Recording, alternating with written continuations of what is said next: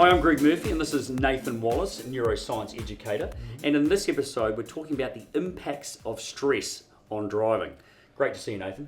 Kia ora, Greg.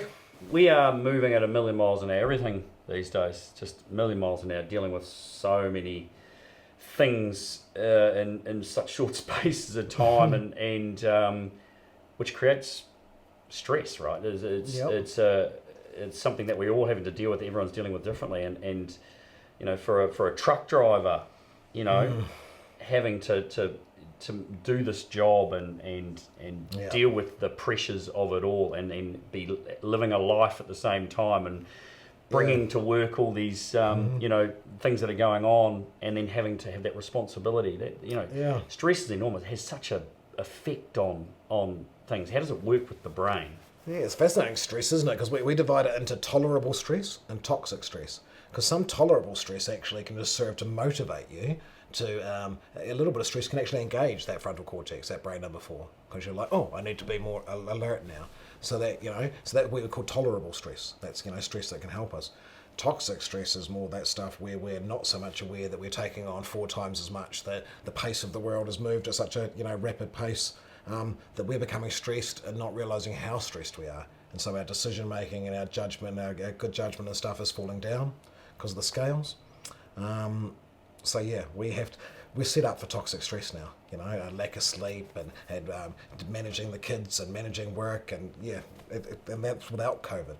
You know, then you have an environment like COVID. Unpredictability is one of the biggest stresses you can get, being in an unpredictable environment. So COVID's made everyone's life pretty unpredictable. So yeah, I think drivers, along with everybody else, are in danger of getting into that toxic stress type where you're running on empty.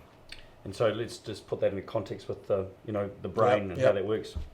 Really, a stress you can sort of perceive as like it's a competition between brain 1 and brain 4. So your survival brain, your brainstem, you know, down the base, actually put them on a set of scales.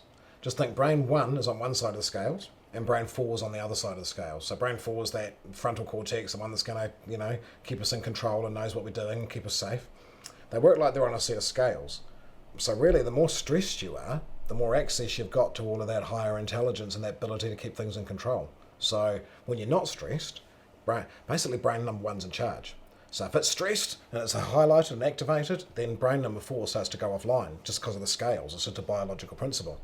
That's why things like mindfulness are so big, you know, topics that people talk about today, because that's essentially, mindfulness is calming that brainstem down, that survival brain, so you can get access to your full cortex. So you can think of consequences, you can have empathy for other people, you can have all of your higher intelligence there ready to pick up on novel things happening on the road. So yeah, stress in any context is really, that's what's happening biologically in the brain. For driving, that just means that the more stressed you are, regardless of what that stress is, whether it's a fight with your wife, whether it's, in lots of ways the brain just perceives stress as stress. You know, this brainstem is aroused, and when that brainstem is aroused, then you're going to lose access to that part of the brain number 4, that's going to keep you safe on the road and be quick responding. So it's massively difficult to manage in many cases for people. Yeah, absolutely. I mean, and you can't just sort of have a system that says you're supposed to do that. You know, you can give all the shoulds and supposed to's you like to the frontal cortex. It doesn't come online until you calm down that brain number 1. So stress is I would guess that stress is a major cause of, you know, a lot of accidents and a lot of consequences, because brain number 4 is the one that's going to keep you safe. And if you're stressed, it's not working properly. I mean, some of that's basic stuff like, you know, hydration. Yeah. If you're dehydrated, then your brain starts to shut down and the brain starts to get a bit more stressed. So it can be as simple as drinking water. You know, but that goes for sleep as well. Well, water, you know, the basics of diet, sleep, hydration. So fatigue. Yeah, fatigue, yep. But I mean, even stress, like I say, you know, they're arguing with your wife. I mean, that stress causes a brainstem arousal. That's your, you know. And that's just normal everyday activities, things that happen in everyone in life, right? So people often use ritual to get around that. Right. So, you know, just the actual ritual of getting up and into the truck and parking your sunglasses up there, and there's a little body ritual that your body remembers, and that might be a routine to help you click out of that and click into work mode. But if you don't consciously do that, then actually, you know, sitting in the truck for a long period of time could actually be what your brain thinks is the ideal time to be going over and over and over that fight with your wife to try and sort it out. So again, it always sort of comes back to your own rituals and routines, that you use your brain number 4 to have a little ritual that lets go of that stuff and says, right, I'm moving into this professional space. I mean, you must have had to do this as a racing car driver. You're like, okay, right, I'm at work now, like you said. I'm focused on this. Ritual tends to be the key of doing that. You know, that your brain associates that. You know, I remember living in Christchurch, I had a car stacker, car stackers, and you park in it and has to stack the cars. So the lights on my car, the mirrors on my car had to be folded in. So I knew that if I just leave it to me randomly remembering, I'll tuck the mirrors in, which I don't normally do, I would forget 1 in every 20 times. So that means 19 out of 20 times I was successful and I remembered. But 1 out of 20 times, I'm going to be parking, 50 times a month. So that means several times a month, I'm going to leave my mirrors out to get scratched by the car scraper. So to anchor it, I did it in a body ritualised way. I knew that I did the keys and turned off the car and pulled up the windows and ritualised it. It did it exactly the same order each day. So I know after 1 month of getting into the car and making myself do it in that order, it almost becomes like body memory to turn the wing mirrors in because it's automatic. Even if I'm stressed that day and that brain number 2 just remembers the sequence of get the keys, put the handbrake on. So I can use ritual in that way to help myself, but you've always got to engage that brain number 4 first, that frontal cortex, to get that pattern in place. I mean, there was days I arrived at the racetrack and you didn't want to be there for all various reasons and all that kind of stuff. But I think ritual was definitely part of it, of moving, and then basically you've got to go and put all your gear on. Right? So you've got to go and put your fireproof underwear, you've got to put your socks, you've got to put your suit, you've got to put your boots, you've got to get all your, and you've got your gear, you've got to make sure you've got all your stuff, your helmet, all that kind of stuff. And then there's a process of getting in the car. So, and I think that definitely became automated, and that because you were going through that process, you ended up, and then you get in the car, and then they put seatbelts and all that. That was that ritual to remove those other thoughts that were going on in your head, and that was just sort of automatic. And that is how I just really haven't thought about that before, really, to be honest, which is strange because I've done it so many times, but it was an automatic release, I suppose, of that stuff. So the brain does work like that ritual and routine. You see this right across. I encourage parents with their little kids, sing them the same 3 songs just before they go to sleep. So when you take your kids to bed, do the bedtime stories and stuff, sing them the same 3 songs in the same order, and you actually end up like hypnotising the child. So like, my youngest daughter, the last song we sang every night was Twinkle Twinkle Little Star. Now I just have to sing Twinkle Twinkle Little Star to where she just about passes out and falls asleep because no matter what time of the day it is, and she's an adult, but she recognises the effect it has because her brain associates so much hearing that song and then falling asleep. So if your brain associates getting it, taking the suit off, doing all that ritual you talked about, with then moving into this different state, it will do it automatically. But you kind of still need to consciously. I mean, sometimes they just work automatically for us, but usually you've got to engage that conscious thinking to know. This is what the ritual is doing. It is. I mean, it's like that's why I like dividing it up into the 4 brains, because there is this automatic behaviour coming from brain number 2, which is that automated work most of the time, but brain number 4 has got to be engaged to change that what is not automatic programming. It's not just automatic driving, or we would have, those carless drivers would be a whole lot simpler now if it was a predictable algorithm. It's not. It's almost like the carless drivers, the driverless cars. The driverless cars. They can reproduce brain number 2 if nothing novel happens. Yes. So we can put you on this set track that we know nothing novel. But you need brain number 4. We still need humans because you need that brain number 4. And that's where when something out of the ordinary happens, it doesn't handle it. Yeah. And that is really compromised if you're stressed. So because of the scales. Wow.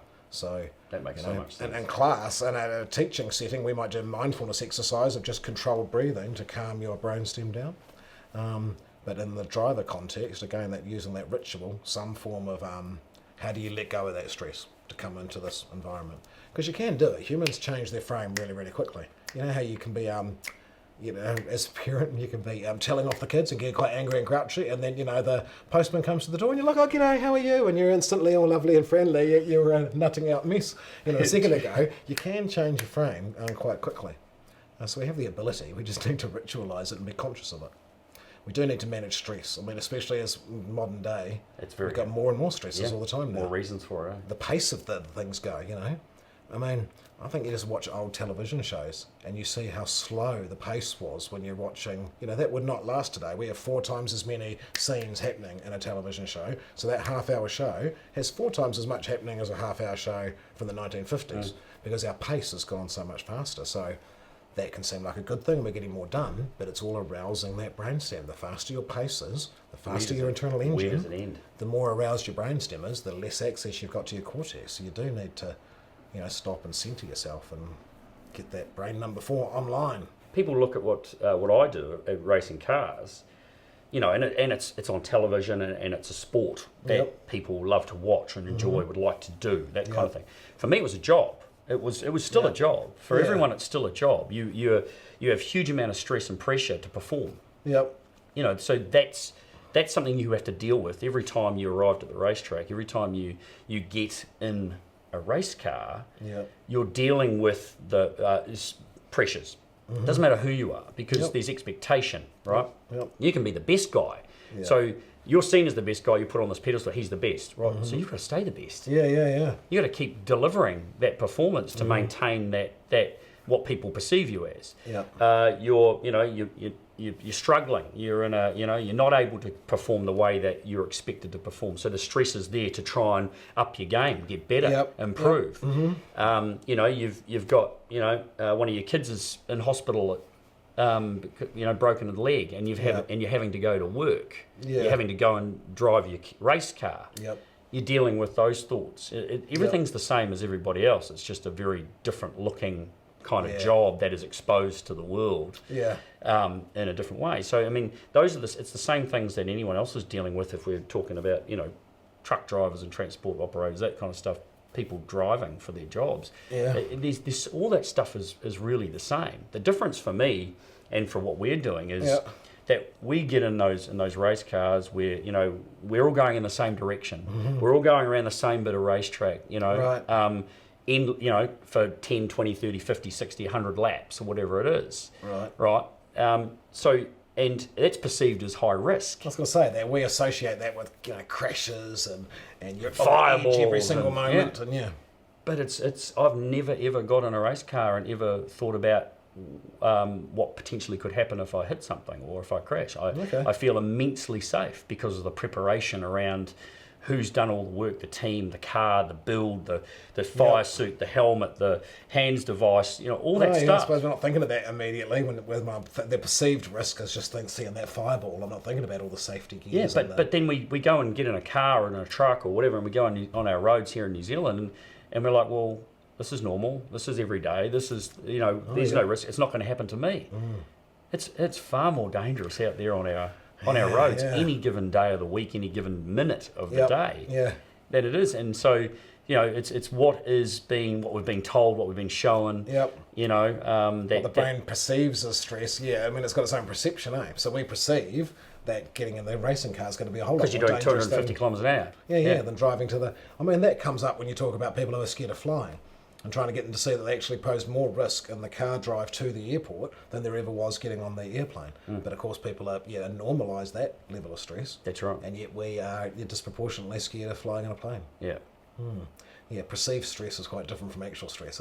But we all think we've got this ability to make this very rational assessment of risk, but that just highlights that actually our risk assessment is a bit faulty. It's coming through our perceptions. Put me in a race car around a racetrack any given day at any speed versus driving on our roads. I know which one's more dangerous.